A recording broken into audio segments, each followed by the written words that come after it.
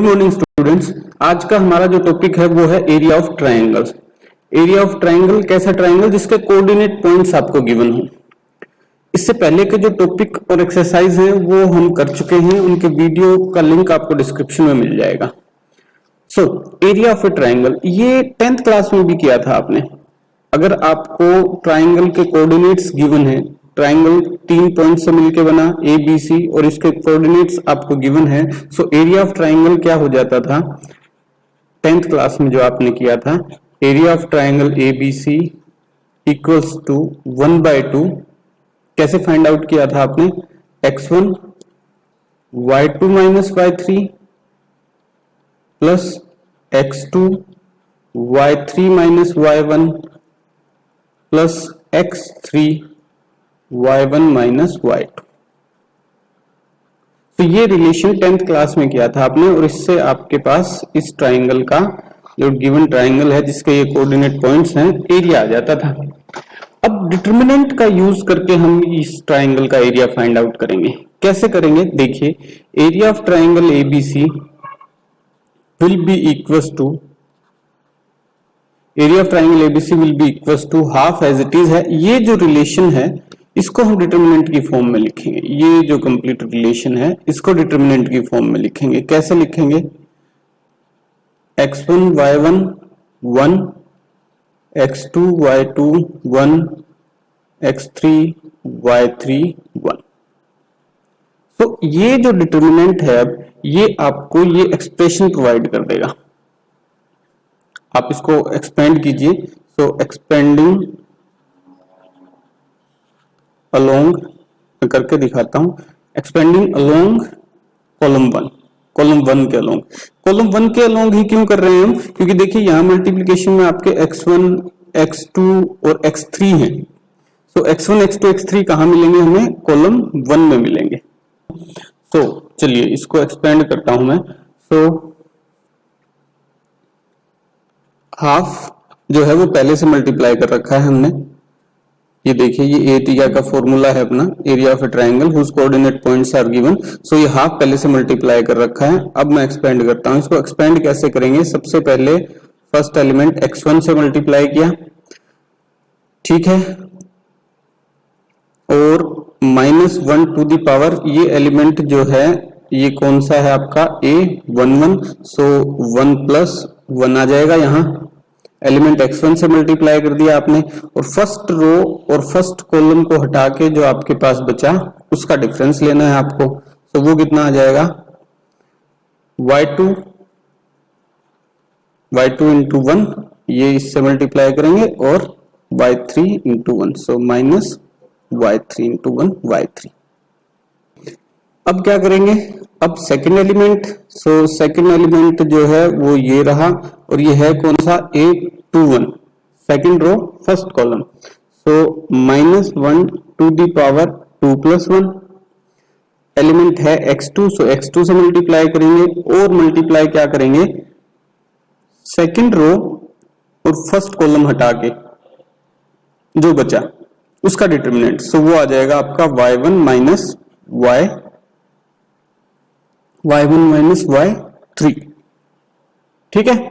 चलिए plus next हो जाएगा एलिमेंट आपका x3 जो कॉलम 1 का थर्ड एलिमेंट है, और ये एलिमेंट है कौन सा, a31, third row first element, third row first column.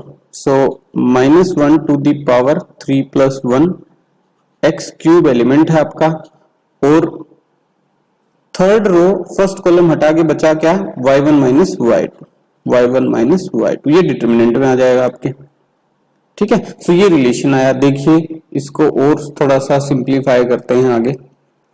1/2 x1 as it is -1 to the power 2, so ये +1 हो जाएगा, और ये y2 माइनस y3, फिर -1 टू द पावर 2 प्लस 1 3, तो ये -1 ही रह गया, -1 ये रहा, और इसको जब यहां मल्टीप्लाई करेंगे हम, सो y1 माइनस y3 है, ये y3 माइनस y1 हो जाएगा। देखिए मैं इसको अलग से करके दिखाता हूं।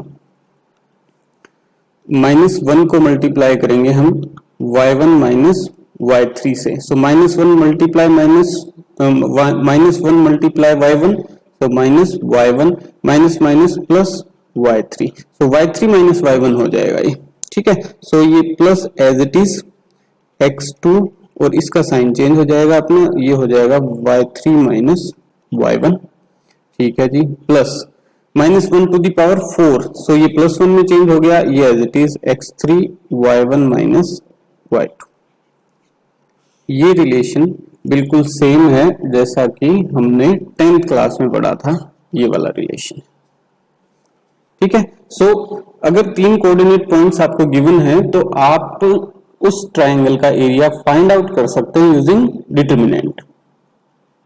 अब इसमें ध्यान रखने वाली चीज क्या है, मेन जो ध्यान रखने वाली चीज क्या है कि इसका जो भी आंसर आए डिटरमिनेंट का, अगर वो नेगेटिव आता है तो भी, मान लो आपका आंसर आ गया -3, तो भी आपको एब्सोल्यूट वैल्यू रखनी है, कौन सी, 3 स्क्वायर यूनिट्स, ठीक है। ये आंसर होगा आपका, आपको नेगेटिव कंसिडर नहीं करना उसमें। क्यों नहीं कंसिडर करना, उसके लिए 2 रीजन है। पहली बात तो ये कि एरिया कभी भी नेगेटिव नहीं होता, तो यही मान लीजिए आप, मेन रीजन यही है कि एरिया नेगेटिव नहीं होगा। तो फिर नेगेटिव आंसर क्यों आ रहा है, नेगेटिव आंसर आ रहा है डिटरमिनेंट लिखने के तरीके से। जैसे आपने रो 1 ये लिखी है, ठीक है, x1 y1, और रो 2 है x2 y2। अगर आपने इनको इंटरचेंज कर दिया, इंटरचेंज करने से क्या होता है, सेकंड प्रॉपर्टी है अपनी डिटरमिनेंट की कि डिटरमिनेंट का साइन जो है वो चेंज हो जाता है, पॉजिटिव डिटरमिनेंट नेगेटिव हो जाता है। सो यही एक रीजन है। अगर आपने इनको इंटरचेंज कर दिया, मान लो x1 y1 पहले लिखने की बजाय आपने दूसरी रो में लिख दिए, तब डिटरमिनेंट का जो साइन है वो चेंज हो जाएगा, ठीक है। इस कारण नेगेटिव आ जाता है डिटरमिनेंट आपका। बट क्योंकि हम एरिया कैलकुलेट कर रहे हैं और एरिया नेगेटिव नहीं हो सकता, तो हम पॉजिटिव वैल्यू ही उसकी कंसिडर करेंगे, ये ध्यान में रखना है, ठीक है। तीसरी बात, जो कोलिनियर पॉइंट्स हैं, मान लीजिए 3 पॉइंट्स हैं ए बी, 2 पॉइंट्स को तो मिला के लाइन बनाते ही हैं आप, ठीक है। तीसरा कोई पॉइंट है जो कि इसी लाइन पे लाया करता है, सी पॉइंट, ठीक है। सो ये है कोलिनियर पॉइंट्स। इनको कोलिनियर क्यों बोलते हैं, क्योंकि एक ही लाइन पे लाया करते हैं। सो ये कोई ट्रायंगल बना रहे हैं क्या, तो कोई ट्रायंगल नहीं बना रहे। सो अगर इन पॉइंट्स के कोऑर्डिनेट्स हैं मेरे पास, तो मुझे नहीं मालूम ये पॉइंट्स कोलिनियर हैं या नहीं है, तो मैं इनका एरिया फाइंड आउट करने की कोशिश करूंगा। मान लीजिए ये कोई ट्रायंगल बना रहे हैं, ये पॉइंट कहीं यहां है, ठीक है। सो कोई ट्रायंगल बन रहा होगा, मुझे मालूम नहीं बन रहा है या नहीं, पर मैं कंसिडर कर रहा हूं कि बन रहा होगा। सो ये 3 पॉइंट्स जो है, मान लीजिए ये x1 y1 हो गया, ये x2 y2 और ये x3 y3, ये 3 पॉइंट्स हो गए, ठीक है। इनका एरिया फाइंड आउट करूंगा मैं यूजिंग डिटरमिनेंट मेथड, और वो एरिया क्या आएगा, 0, अगर ये कोलिनियर हैं तो। अगर तीनों पॉइंट्स एक ही लाइन पे लाई करते हैं तो कोई ट्रायंगल नहीं बन रहा, तो जो एरिया ऑफ ट्रायंगल में फाइंड आउट करने की कोशिश करूंगा तो वो मुझे क्या मिलेगा, 0 मिलेगा, ठीक है। सो कोई 3 पॉइंट्स के कोऑर्डिनेट्स अगर आपको गिवन है तो आप पता लगा सकते हैं कि वो कोलिनियर हैं या नहीं है। अगर वो कोलिनियर होंगे तो एरिया ऑफ ट्रायंगल आपको 0 मिलेगा, और अगर वो कोलिनियर नहीं है तो एरिया मिल जाएगा आपको कुछ ना कुछ, ठीक है। Okay, one more point is there, अगर एरिया आपको गिवन है, मान लीजिए किसी ट्रायंगल ABC का एरिया आपको गिवन है, एरिया गिवन है आपको 3 स्क्वायर यूनिट्स, ठीक है, और आपको पॉइंट्स कैलकुलेट करने हैं, कुछ और कैलकुलेशन करनी है, वो एग्जांपल में भी हम देख लेंगे। सो ये एरिया आपको ±3 रख के ही कैलकुलेट करना है। जो बाकी कैलकुलेशंस हम करेंगे उसमें इसको ±3 रख के ही कैलकुलेशंस करेंगे, ठीक है। तो ये 3 पॉइंट्स ध्यान में रखने। एग्जांपल 17 देख लेते हैं, टॉपिक की अंडरस्टैंडिंग थोड़ा इंप्रूव करने के लिए। Find the area of a triangle whose vertices are, अब ये वर्टिसेस आपको गिवन है, ये ए कंसीडर कर लीजिए, ये बी और ये सी, कोऑर्डिनेट पॉइंट्स आपको गिवन है। सो इसका एरिया आपको फाइंड आउट करना है। सो area of triangle ABC determinant की हेल्प से करना है। सो 1/2 डिटरमिनेंट अब कैसे लिखेंगे आप, सो x1 y1 1, x2 y2 1, x3 y3 1, ये हमारा तरीका होता है। सो 1/2 3 8 1 -4 2 1 5 1 1। अब ये एरिया किसी भी तरीके से आप फाइंड आउट करें, वो आपकी मर्जी है। आप इसको एक्सपेंड करके फाइंड आउट करना चाहें तो एक्सपेंड कर सकते हैं किसी भी रो या कॉलम के अलोंग, या फिर आप प्रॉपर्टीज अप्लाई करके फाइंड आउट करना चाहते हैं तो वो कर सकते हैं। सो हम प्रॉपर्टीज अप्लाई करके ही इसको फाइंड आउट करते हैं, वो हमारे लिए ज्यादा आसान रहेगा। सो अप्लाइंग R1 पे अप्लाई करते हैं R1 माइनस R2 और R2 पे अप्लाई करते हैं R2 माइनस R3। ठीक है, ये रो R1 हो गई आपकी, ये रो R2 हो गई और ये R3। ऐसा मैं क्यों कर रहा हूं, क्योंकि फिर इस कॉलम C3 कॉलम में 0 आ जाएंगे मेरे पास 2। ठीक है, तो अप्लाई कीजिए। एरिया हो जाएगा आपका 1/2 डिटर्मिनेंट। सो R1 में है फर्स्ट एलिमेंट 3 और R2 का फर्स्ट एलिमेंट है -4। सो 3 माइनस -4 ये 7 हो जाएगा। 8 माइनस 2 ये 6 बच गया और 1 माइनस 1 0, ये वैल्यू आ गई। -4 -5 ये -9 हो जाएगा। 2 minus 1 1 1 minus 1 0, third row as it is 5 1 1। ठीक है, अब इसको एक्सपेंड कर दीजिए। Expanding along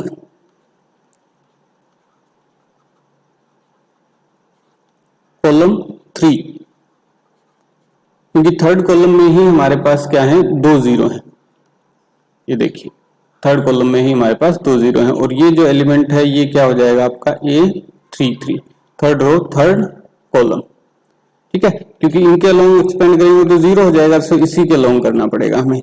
so area equals to 1/2 -1 to the power 3 + 3। Element क्या है आपका 1 है और डिटर्मिनेंट बचेगा थर्ड रो थर्ड कॉलम को हटाने पे वो ये बचेगा आपके पास 7 6 -9 1।